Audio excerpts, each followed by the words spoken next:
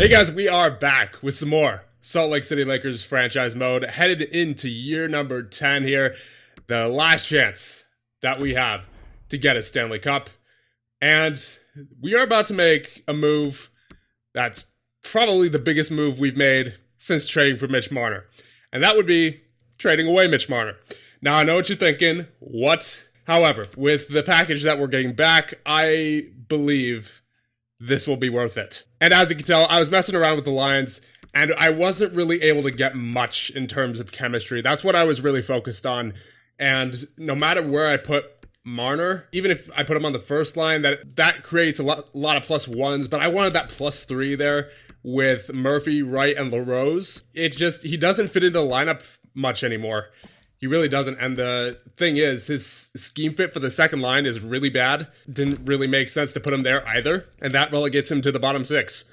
And I don't really want Marner on the bottom 6. I would rather get a couple of players back who can fill roles that we desperately need filled. And that is one more power forward. We do have a power forward now in Hector Murphy, but I believe he is our only power forward. And we do have Tyler Rose and Victor Olofsson as snipers, but I think we could use one more sniper as well. So the goal is to trade Marner for a really good power forward and a really good sniper. And I do have a trade in mind here, coming back the other way. So Calgary does not want to give up anybody, but that's too bad because they're getting Mitch Marner. And who we are getting back in return, Johnny Gaudreau, Matthew Tkachuk. And we are going to be retaining 33% of Gaudreau's cap. So Gaudreau at 33% of his salary and Tkachuk coming back the other way. And we are going to have to add something else to our side, and that is going to be a first round pick. I don't mind giving this up because it's not like it's our pick anyway.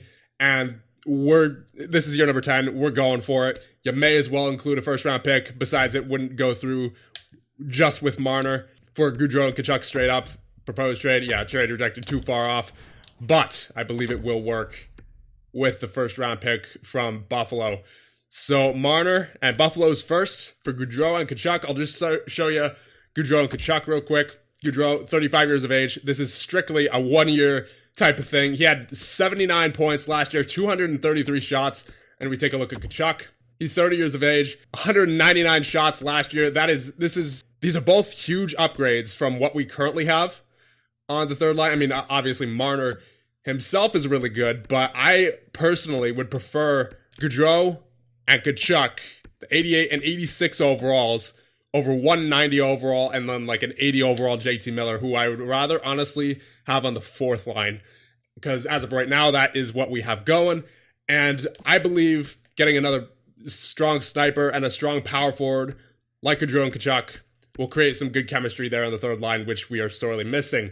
Proposed trade accepted. So thank you for everything, Mitch Marner. You were great, but this was the only card I had to play left for this team, so I played it. As for how successful this move is, only time will tell, but I'm hoping that we could get a pretty good result out of this.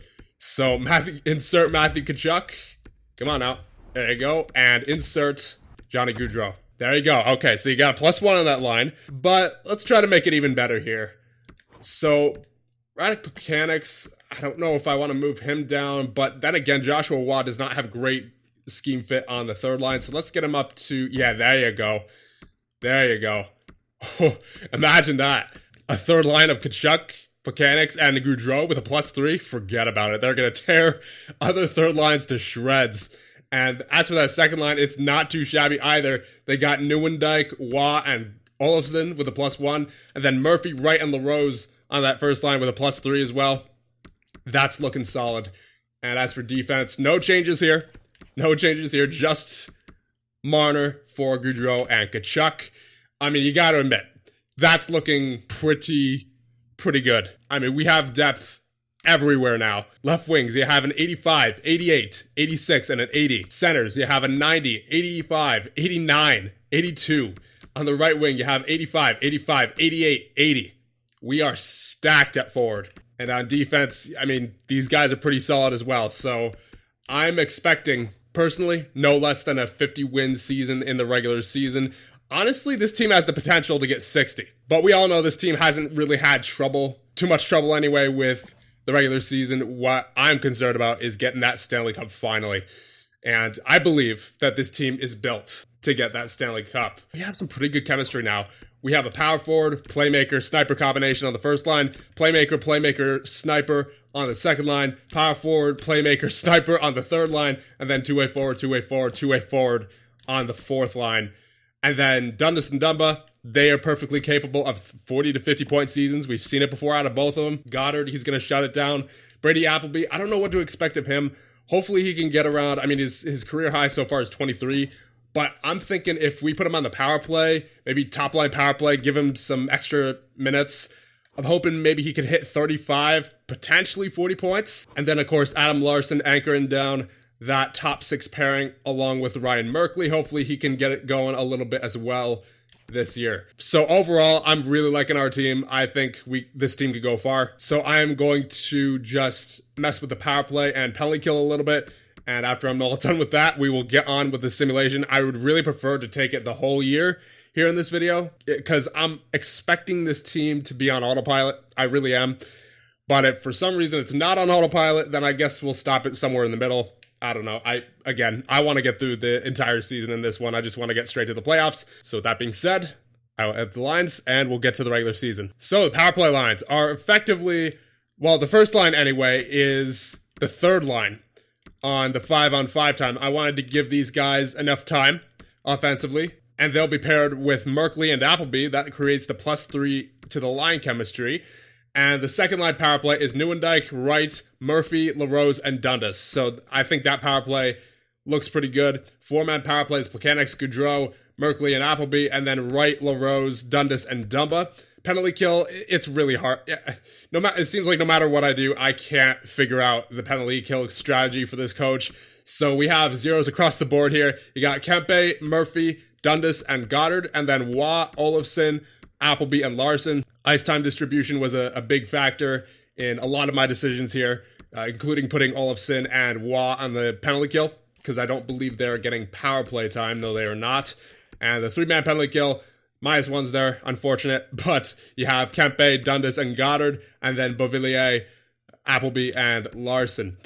Now, as for the 4-on-4, you have Wright, Gaudreau, Dundas, and Dumba, and then Plekanec, LaRose, Goddard, and Appleby, and then Nieuwendyk, Murphy, Larson, and Merkley. 3-on-3, pretty much the same. You have Wright, Gaudreau, and Dundas, Plekanec, LaRose, and Dumba, Nieuwendyk, Murphy, and Appleby. Extra attackers are Wright and Waugh, and the shootout, Wright, Gaudreau, Plekanec, Waugh, and LaRose. And in goal, you have Demko and Strachan. Scratched currently is Graham Clark. I do want to get a couple of better backup players, but they're going to have to be real cheap. They're going to have to be real cheap, not only in terms of value, but in terms of their contract as well. So I found a pretty good deal here. You got Aho from the Edmonton Oilers along with Chris Tierney, who they are retaining 50% of his cap. So as a result of that, I'm giving them 2 second-round picks. Not like it really matters at this point anyway. Besides, we're going for the cup. We can afford to, at this point, give up a few top picks. And honestly, our team is young enough to the point where even if we don't win the cup, it's not going to hurt us that much to get rid of a couple of second-round picks. And of course, we traded our firsts as well for the next 2 years. But again, I don't think it'll hurt us that much long-term. So 2 seconds for Aho and Tierney at half his salary. Trade accepted. There you go. So we are now pretty much set to go into the season. However, we did trade away our captain in the off-season, and that was Hayden Fleury.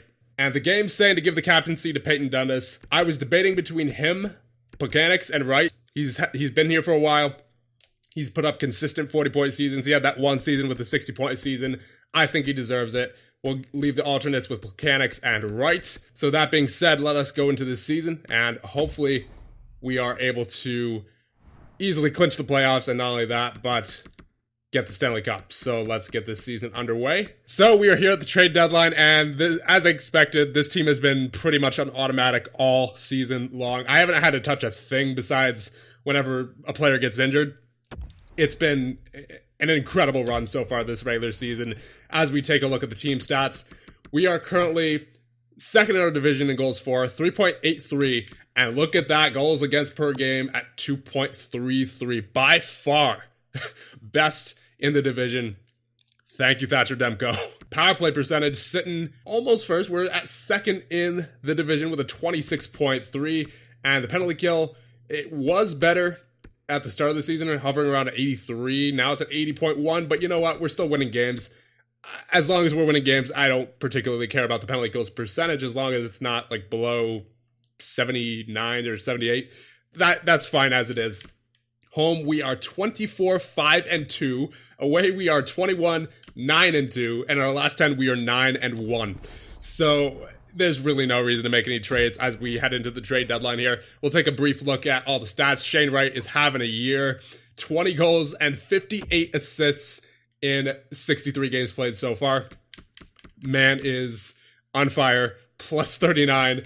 He has been absolutely ridiculous this season. Tyler Rose with 58 points. Plekanec with 53, so really depth scoring all around. Johnny Gaudreau with 51. Nieuwendyk with 50. Tkachuk with 48. Murphy with 40. Waugh with 38. Ryan Merkley with 36. He's having quite a season as well. As we take a look at his stats, this is definitely a career high for him, and it's looking like he could possibly get 25 goals, maybe 30 if he really turns it on towards the end of the season. I highly doubt 30, but you know what? It's still possible, I suppose, if he maybe gets a hat trick one game, and then next thing you know, he's only 6 goals away from 30 goals. So he's been incredible this season. Glad we held on to him. Victor Olofsson, 24 goals. So really everyone's pitching in here. Appleby with 28 points. Dundas with 28 points. So he's taken a step back a little bit, but the fact that we've been getting so much depth scoring, I guess, makes up for that. Kempe with 24 points on the fourth line. It's just been an incredible season. And in goal, you have Thatcher Demko with a .921 save percentage. That is what I've been looking for basically this entire GM mode. This is the goaltender we needed. 4 shutouts in 50 games played, 35 wins as well. He's been incredible. The whole team's been incredible.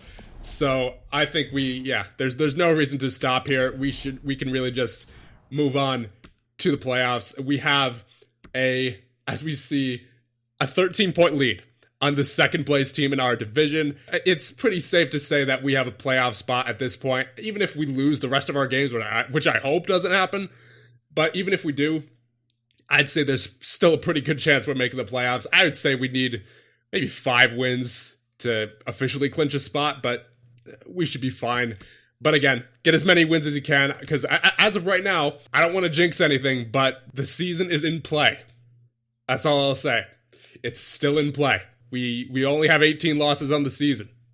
It's still possible. And we are here at the end of the regular season of year number 10. And what a season it was. We finished 56, 21-5 with 117 points. We won our division, didn't win the conference, didn't win the President's Trophy either, because the Oilers almost had 60 wins, 122 points. So that's unfortunate, but these guys were definitely very good throughout the entire season, really. There really wasn't one point this season where I doubted our team's ability to win, because it was just constant winning. I mean, there's not much else to say about it. I didn't have to make a single line change this season besides replacing for injuries. That was it. That was honestly it. Not even power play, penalty kill, none of that. Everything was firing on all cylinders this season. And that is just incredible going into the playoffs. That's an incredible feeling to have. That's probably the first time I felt that this entire series. So, honestly, this has got to be our year. I mean, it's had to be regardless since it's year 10, but this is definitely one of the best teams we put together in quite some time, I'm going to say. Hector Murphy with 37 goals on the season. And when we take a look at his shots, 304 shots. Playing on the line with Wright and LaRose.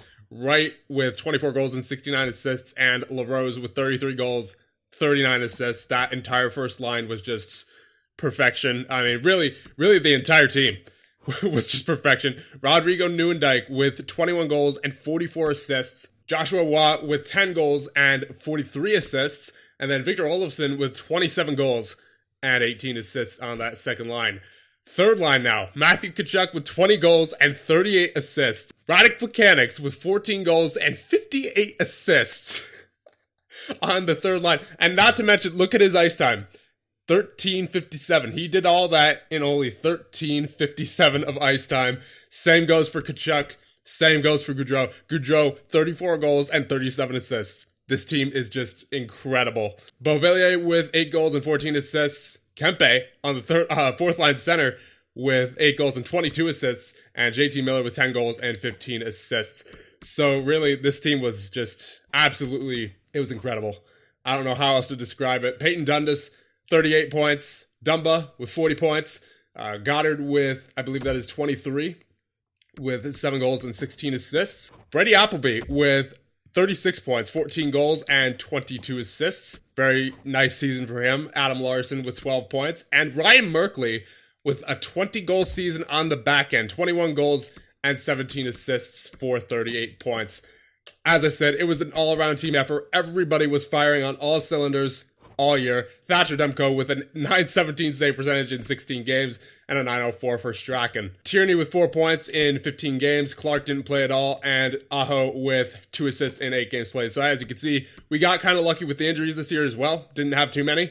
And when we did get them, they didn't last too long. So that definitely played a part in our success. But hopefully that carries over into the playoffs. So really, again, this team was just incredible. So we'll check out the team stats real quick just to show you guys, but I'm pretty sure you get the gist already. We have been absolutely phenomenal in basically every category. Goals for per game, we were sitting at a 3.73, and goals against per game at a 2.44, by far the best in our division. And when we take a look at the power play was at a 26.4, while the penalty kill was at an 81.7. That was at an 85, I believe, at one point this season, so it dried up towards the end. But still, nonetheless, and I really could not have been happier with that season. The only way it could have been better is if we got a 60-win season, and we were very close. We were definitely very close, but I will definitely take 56, 21, and 5. And in the playoffs, we will be facing the 46, 27, and 9 Colorado Avalanche. So let's check out their lines. I believe we faced them last year, actually, in the playoffs. We faced them quite often. First line, Gabriel Landeskog, Nathan McKinnon, and Garrett Burke. So Burke's on the first line now instead of Rantanen. But instead now Rantanen's on the second line with Kyrou and Kroos. On the third line, they have Donato, Jost, and Sherwood. Jost is an 89 overall center there on the third line. And Boqvist, Breland, and Scavello on the fourth line. And defense, you have Gerard and Makar, Byram and Morris, Datsuk, and Vero. So I recognize these three, obviously, but I believe these three, Morris, Datsuk, and Vero, are new to their team from when we last faced them. We obviously know that first line is going to be pretty incredible. That third line center, that's pretty good too. I mean, obviously, they have us beat overall-wise on the first line, and that's presuming they have some chemistry. However, we have that third line beat. We really do. We have Plekanec 89, Gaudreau 88, Tkachuk 85. I mean, we just have depth for days on this team. But we had, by far, the better regular season. So I would expect nothing more than the best out of our team in this series. And we've beaten Colorado before. We know how to beat them. It's just a matter of executing. So, with that being said, in the next one, we have Detroit versus Tampa, Florida versus Ottawa, Columbus versus New Jersey, the Rangers versus Montreal, and in the West, Edmonton versus Chicago, Vancouver versus Arizona, Minnesota versus Nashville, and your Salt Lake City Lakers versus the Colorado Avalanche. And I will see you guys in the next one when we start the Year 10 playoffs. See you guys then.